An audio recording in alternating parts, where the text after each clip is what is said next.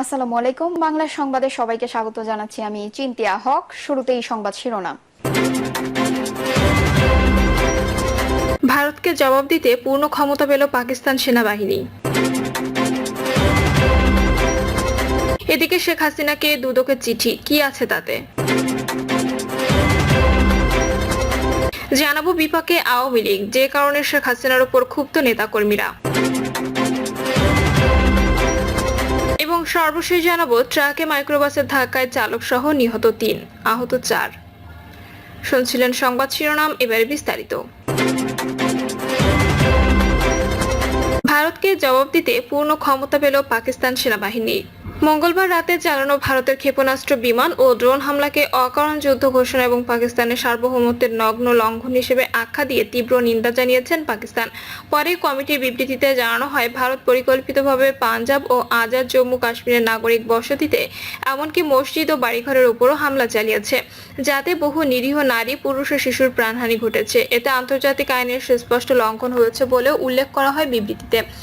জাতীয় নিরাপত্তা কমিটি সতর্ক করে বলেছে, চলমান আঞ্চলিক উত্তেজনার জন্য সম্পূর্ণ দায়ভার ভারতের উপর বর্তায়। বৈঠকে সিদ্ধান্ত নেওয়া হয়েছে, পাকিস্তান জাতিসংঘ সনদের ৫১ নম্বর অনুচ্ছেদের অধীনে আত্মরক্ষার অধিকার সংরক্ষণ করে এবং সে অনুযায়ী সশস্ত্র বাহিনীকে উপযুক্ত প্রতিরোধমূলক পদক্ষেপ নেওয়ার পূর্ণ অনুমোদন দেওয়া হয়েছে। কমিটি আরও জানায়, পাকিস্তানের সশস্ত্র বাহিনী ইতোমধ্যে দেশের আকাশসীমা রক্ষায় ৫টি ভারতীয় যুদ্ধবিমান ও ড্রোন ভূপাতিত করেছে।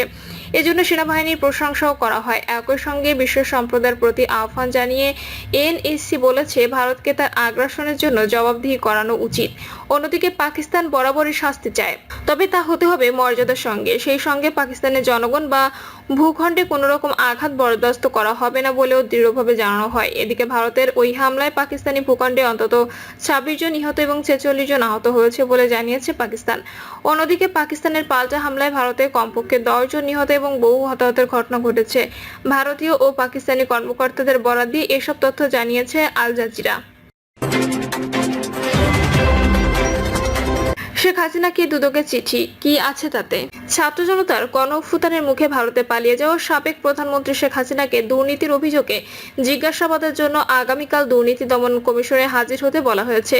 সম্প্রতি সংস্থাটি এই বিষয়ে চিঠি পাঠিয়েছে। চিঠিতে বলা হয়েছে, আওয়ামী লীগ সরকারের আমলে দেশের বিভিন্ন বিমানবন্দরের উন্নয়ন প্রকল্পে হাজার হাজার কোটি টাকা লুটপাটের অভিযোগ অনুসন্ধানে শেখ হাসিনা বেসামরিক বিমান ও পর্যটন মন্ত্রণালয়ের সাবেক প্রতিমন্ত্রী মোহাম্মদ মাহবুব আলী এবং একই মন্ত্রণালয়ের সাবেক সচিব মোকাম্মেল হককে তলব করা হয়েছে। গত ৫ই মে দুদকের প্রধান কার্যালয় থেকে পাঠানো পৃথক চিঠিতে তাদেরকে আগামীকাল কমিশনের সামনে হাজির হয়ে বক্তব্য দিতে অনুরোধ করা হয়েছে।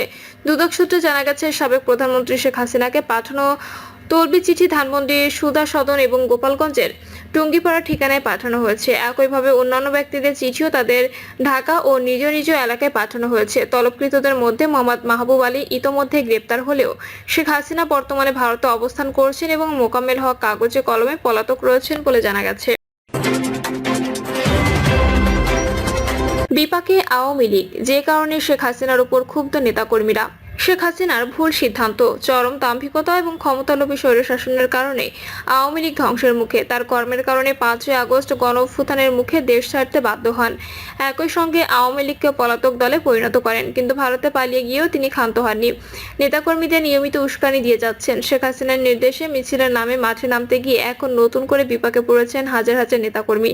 সারা দেশে গ্রেপ্তার হয়েছেন অনেক নেতাকর্মী। বিশ্লেষকরা বলছেন, শেখ হাসিনার উস্কানির কারণে নতুন করে বিপাকে পড়েছেন দলের নেতাকর্মীরা। এসব কারণে দলের বিভিন্ন পর্যায়ে নেতাকর্মীরাও শেখ হাসিনার প্রতি এখন চরম ক্ষুব্ধ। যারা মনে করেছিলেন সত্যিই শেখ হাসিনা দেশে ফিরে আসতে পারবেন, আওয়ামী লীগ এভাবে ঝটিকা মিছিলের মধ্য দিয়ে দ্রুত রাজনীতিতে ফিরতে পারবে, তাদের সে আশা পুরোপুরি ভেস্তে গেছে। তাই শেখ হাসিনা এবং পরিবারের সদস্যদের সুবিধার জন্য কেউ আর রাজপথে নামবে না। এছাড়া বিদেশে পলাতক থেকে দলের যেসব গডফাদার উস্কানি দিচ্ছেন, তাদেরও তারা ফাইনালি লাল কার্ড দেখিয়ে দিয়েছে। জানতে চাইলে সিনিয়র সাংবাদিক মাসুদ কামাল বলেন, শেখ হাসিনা বা তার দলের শীর্ষ নেতাদের পক্ষ থেকে যে কর্মসূচি কর্মসূচির আহ্বান আসছে তা ভালো কি মন্দ ঠিক না বলে সেটা আওয়ামী লীগের রাজনীতি।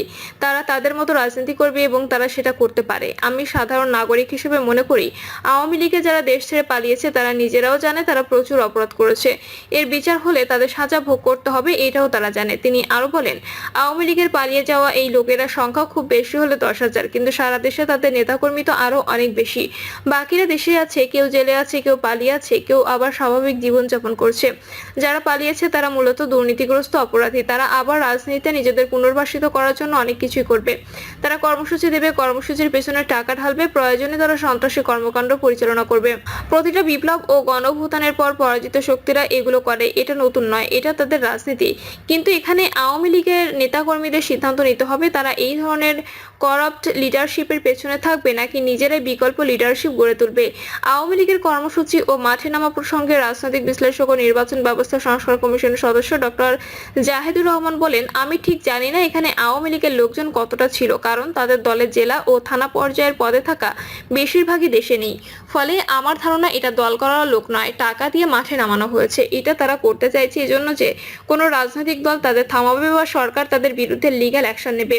এরপর আওয়ামী লীগ গ্লোবালি প্রেজেন্ট করবে যে তারা তো নিষিদ্ধ দল না, ফলে নিষিদ্ধ করার আগ পর্যন্ত কর্মসূচি পালনের সাংবিধানিক অধিকার তাদের রয়েছে। এটা দেখানোর জন্যই নেতারা বাইরে নিরাপদে বসে থেকে এগুলো করাচ্ছে।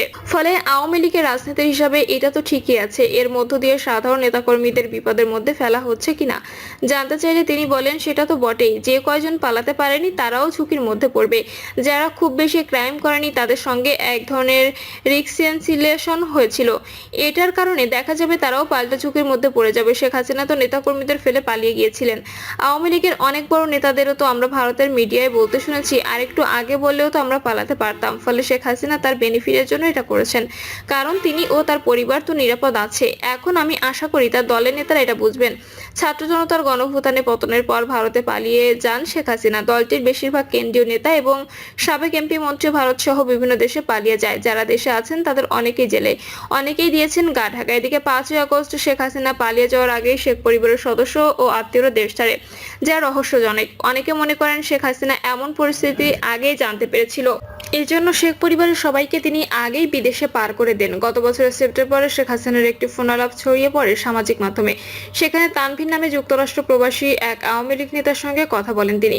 ফোনালাপে নিজেকে প্রধানমন্ত্রী দাবি করেন হাসিনা। এছাড়া খুব দ্রুত দেশের ফিরবেন বলে জানান। তিনি বলেন, আমি দেশের খুব কাছাকাছি আছি, অত দূরে নাই, আমি খুব কাছাকাছি আছি, যাতে আমি চট করে ঢুকে পড়তে পারি। গত এপ্রিলে একটি ভার্চুয়াল আলোচনায় ফেসবুক পেজে সরাসরি সম্প্রচারিত হয়।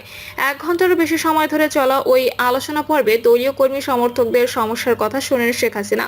সেদিন নেতাকর্মীদের তিনি বলেন, এক গালে চড় মারলে আরেক গাল পেতে দেওয়ার সময় শেষ। যারা আমাদের ওপর আঘাত করেছে তাদের জবাব দিতে হবে, শিক্ষা দিতে হবে। কবে সময় আসবে সেটার জন্য অপেক্ষা করলে হবে না, এখন থেকে কাজ শুরু করতে হবে। এই মাসে আরেকটি বক্তব্য তিনি নেতাকর্মীদের মাঠে নামার নির্দেশনা দিয়ে বলেন, যে যেখানে আছো তুমি সেখানকার নেতা, কারো নির্দেশের অপেক্ষায় থাকা দরকার নেই। এর আগে তার বক্তব্যের জের ধরে ধানমন্ডি 32 নম্বরে ভাঙচুর শুরু হয়। ওই সময় ধানমন্ডি 32 নম্বরের পাশাপাশি সুধা সদন সহ ঢাকা সহ সারা দেশে আওয়ামী লীগের আরো অনেক নেতার বাড়িতে হামলা, ভাঙচুর ও লুটপাট করা হয়। নাম প্রকাশে অনিচ্ছুক আওয়ামী লীগের বিভিন্ন পর্যায়ের বেশ কয়েকজন নেতা জানান, শেখ হাসিনা বক্তব্যের সাধারণ নেতাকর্মীরা অনেকে আবেগপ্রবণ হয়ে ওঠে, নামেন মিছিল করে তার ছবি এবং ভিডিও পাঠায় হাইকমান্ডের কাছে। সেগুলো আওয়ামী লীগ তাদের দলের ভেরিফাইড ফেসবুক পেজে আপলোড দেওয়া হয়।